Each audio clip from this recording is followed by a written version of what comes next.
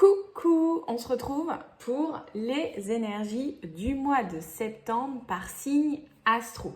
Alors, je te propose ce mois-ci un tirage en 9 cartes avec le Cosmic Cycle Tarot par signe astrologique. Bien sûr, tu peux regarder ton signe solaire, ton signe ascendant et ton signe lunaire pour avoir plus d'informations. C'est une guidance qui reste générale. Tu prends ce qui te parle, tu prends les messages qui résonnent pour toi et tu fais preuve de libre arbitre. Bien sûr, tu as toute ta capacité à choisir ta vie, à prendre les directions que tu souhaites prendre. Si tu veux un tirage personnalisé, tu viens me voir directement en consultation privée. Et puis, j'organise très prochainement des ateliers. Si ça t'intéresse d'apprendre le tarot, tu as toutes les informations en barre de description. N'hésite pas à liker, partager, t'abonner. Et puis, c'est parti. On se retrouve tout de suite pour le signe du jour. Bye. Coucou les scorpions. C'est parti pour vos énergies de ce mois de septembre. Alors, je tire les 9 cartes qui vont présenter votre tableau. Sur la première ligne, les énergies générales, le défi, le conseil. La deuxième ligne, le domaine sentimental. Et sur la troisième, le domaine professionnel. Voilà. Allez, c'est parti, on y va. Alors, en énergie générale, pour ce mois, les scorpions, il y a cette carte du fou. Ok, vous êtes dans une énergie de nouveau départ, d'envie de légèreté, de se lancer, d'avancer. On a un petit côté intrépide, je trouve, avec ce fou. On a ce personnage féminin là qui court à travers un aéroport avec sa valise, sa plante verte dans les mains. On voit que c'est un aéroport puisqu'il y a un avion derrière. Par contre, attention, le sol est glissant, c'est-à-dire qu'elle court un peu sans trop faire attention à l'environnement. C'est-à-dire qu'elle peut prendre des risques, effectivement, qu'il y a un risque à courir sur un sol mouillé puisqu'elle peut glisser. En tout cas, on a cette idée de s'élancer, d'avoir envie de renouveau, un peu cette idée de se jeter dans le vide et de voir où on va atterrir. Ok les scorpions, donc déjà, on commence fort sur ce mois de septembre. Vous avez envie d'enclencher une nouvelle énergie. Votre défi pour ce mois, c'est un 10 d'épée, ok? Ça, c'est pas très cool parce que votre défi, ça va être de faire face aux pensées et aux idées négatives que l'extérieur vous envoie. On a ce personnage allongé sur le ventre en train de regarder son ordinateur et en fait, elle regarde tous les commentaires des haters qu'elle a reçus. Et donc, j'ai cette idée cette envie que vous avez de vous lancer sur un nouveau projet et que en parlant à votre entourage, vous allez peut-être recevoir des « Oh non, mais tu ne devrais pas faire ça. Oh non, mais tu es sûr que tu vas en être capable. Oh non, mais tu vas faire comment si tu n'as plus de rentrée d'argent fixe, etc., etc., etc. » Donc, votre défi, vous, ça va être de faire face à ces commentaires et à ces retours négatifs et ça peut vous plomber un petit peu le moral, les scorpions. Donc, à vous de voir, est-ce que vous en parlez, est-ce que vous n'en parlez pas de vos nouveaux projets? Peut-être que l'idée, ce serait de ne pas en parler pour éviter d'avoir les retours négatifs ou au contraire d'en parler et de se dire que de toute manière, les autres vont vous parler à travers leurs filtres à eux et que ce ne sont pas les mêmes filtres que vous et que s'ils vous disent que vous n'en êtes pas capable, c'est parce que eux ne s'en sentent pas capables. C'est pas une vérité vraie, comme j'aime à dire. C'est pas une réalité. C'est ce que eux ressentent. Et donc, le conseil en énergie générale, c'est un roi d'épée. Le conseil, ça va être d'analyser, de planifier, d'organiser. Il va y avoir une grande réflexion. Peut-être que l'idée, ça va être de mettre en place un plan, voire un rétro-planning. On a ce policier qui est face à son tableau d'affichage et qui a mis toutes ses preuves, qui a fait des liens, qui est en train de réfléchir. Il a son cahier ouvert sur son bureau, il prend des notes. Donc l'idée pour vous, ça va vraiment être dans la réflexion, l'analyse, l'exploration peut-être de pistes, peut-être pour avoir les idées plus claires sur ce que vous voulez faire, ce que vous voulez mettre en place. Ok, dans le domaine sentimental, nous avons un 4 de Pentacle. Alors, cette carte d'un premier abord, elle fait penser à faire des économies. Alors, d'un point de vue sentimental, on peut imaginer un temps de retrait où on s'économise soi-même. On a ce personnage-là qui fait des économies, qui met des sous dans sa tirelire parce qu'il a un objectif, c'est acheter cette voiture que l'on voit en poster derrière lui. Et donc, il peut y avoir... Ouais, je vais vous prendre un exemple concret, comme ça va vous parler. Imaginons que vous êtes en couple et que vous envisagez d'acheter une maison à deux. Je suis sur le sentimental et là, je parle quand même de quelque chose de très concret d'un point de vue sentimental. Eh bien, il va falloir voir ce que vous avez de disponible, voir combien vous pouvez mettre, comment chacun peut s'engager dans ce projet. Eh bien, c'est ça, cette carte du 4 de Pentacle. C'est faire des économies pour un projet d'avenir. Il peut y avoir aussi une peur avec ce 4 de Pentacle. Se sentir en insécurité et donc s'organiser pour se sentir un peu plus en sécurité. Et là, on peut être sur une sécurité financière ou émotionnelle. En défi, on a un 10 de bâton.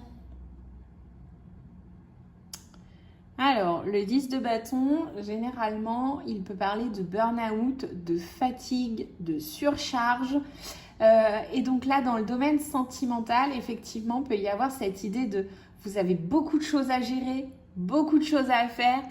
Vous avez un vrai travail en profondeur sur votre couple à faire.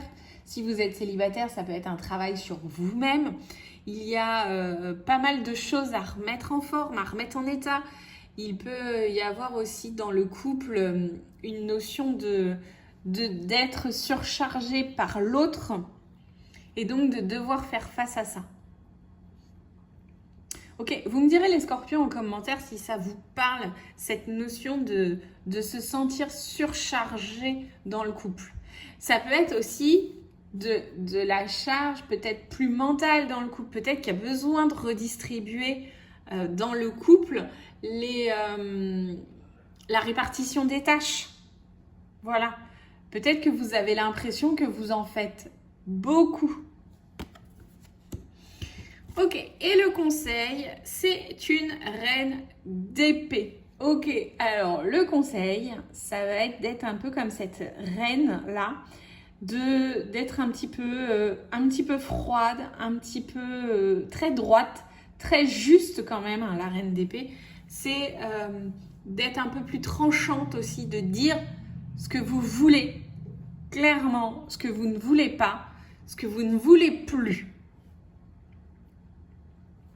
Et là, en conseil, on va avoir aussi cette idée de prendre cette position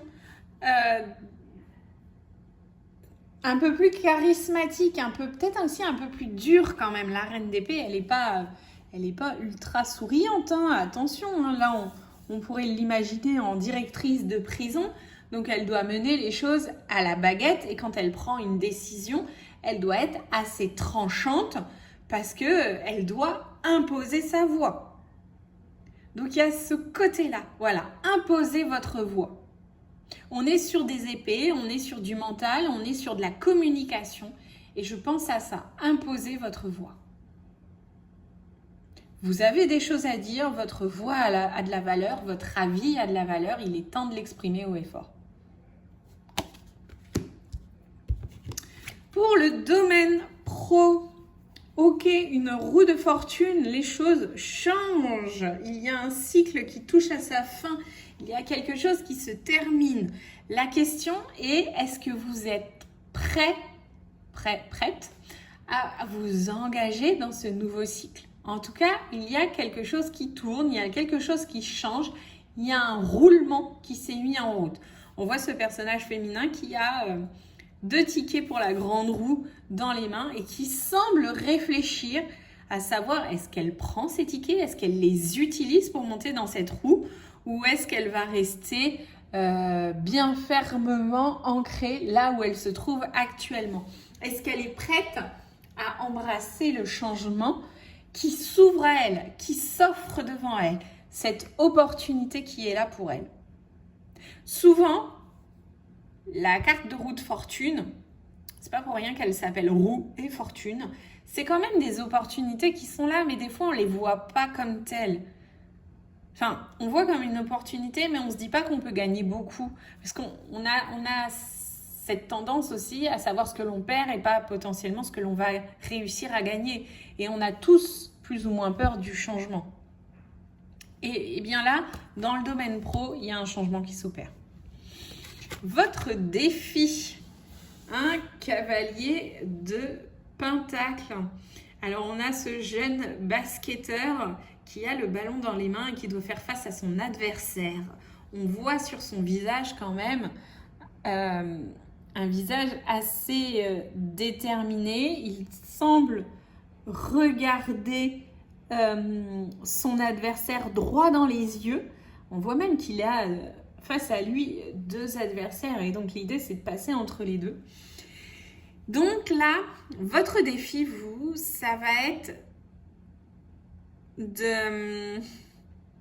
d'avancer en fait. Ça va être d'avancer, d'avoir le courage de vous engager face à ces adversaires, d'y aller, de vous confronter à eux. Donc, si on part de cette idée de changement avec cette roue de fortune, donc je vais prendre l'exemple de l'opportunité d'un nouveau travail, est-ce que vous allez vous confronter à ce nouvel environnement ou est-ce que vous allez rester bien ancré, les pieds sur terre, là à votre poste actuel pour éviter les changements? C'est là que la question peut se poser. Et le conseil, c'est un 6 de bâton. Alors tout de suite, le conseil que j'ai, c'est mais pourquoi tu n'en serais pas capable en fait? Cette question qui me vient. Tu as déjà réussi plein de choses par le passé. Pourquoi ça, tu ne pourrais pas le réussir aussi? Ce 6 de bâton, c'est quand même une carte de réussite, une carte de victoire. Et là, en conseil, je me dis, mais sois fier en fait de tes réussites passées. Prends cette dose d'amour-propre, de force, de courage pour t'engager vers ce changement. Accepte de réussir aussi. Accepte d'évoluer, accepte d'avancer. Vous voyez, c'est là où on revient aussi sur cette carte de haters là, de personnes qui viennent vous plomber. Mais non, en fait, c'est à vous de croire en vous. Et plus vous allez croire en vous, plus vous allez développer cette qualité, cette compétence-là, plus vous allez réussir à avancer dans votre vie. Voilà les scorpions, donc un très beau mois de septembre, une très belle nouvelle énergie qui s'opère, des changements à l'horizon, surtout dans le domaine professionnel. Peut-être que c'est pour ça que dans le domaine sentimental, ça vous demande plus d'être en mode retrait, en mode économie. Voilà. Les scorpions, on se retrouve le mois prochain et sur ce, je vous dis bye.